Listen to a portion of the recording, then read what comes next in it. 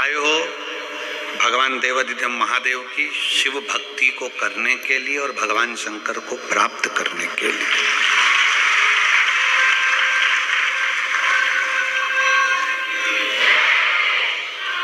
भगवान शंकर को प्राप्त करने के लिए आए।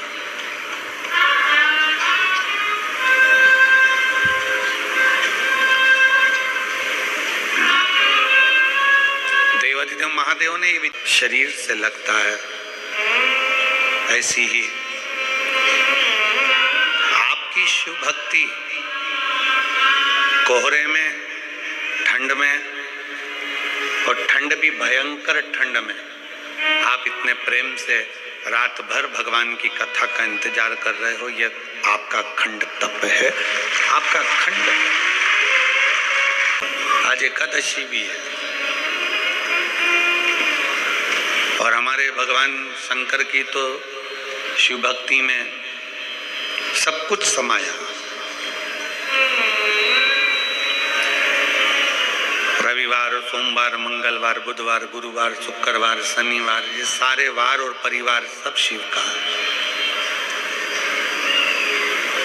अविरल भक्ति है शिव।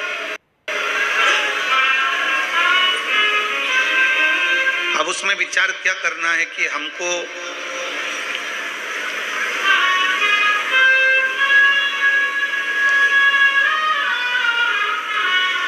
हमारे जजमान लोग पूछते हैं, गुरुजी हम 5 दिन 7 दिन कथा सुनेंगे तो हम उपवास रखें। हम उनसे कह देते हैं कि उपवास रखो, मना नहीं है, ना रखो वो भी ठीक है, पर इतना याद रखो कि उपवास एक और होता है। एक उपवास होता है आपका भूखा रहना, भोजन त्याग देना, खाना पीना त्याग देना, और दूसरा उपवास होता है कि सबके साथ रहो, भोजन भी करो, मना नहीं, पर दूसरा उपवास है किसी का दिल मत दुखाओ। ये सबसे बड़ा उपवास।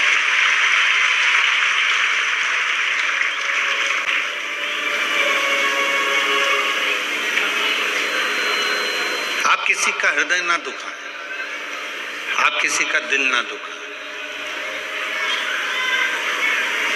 भगवान की अविरल भक्ति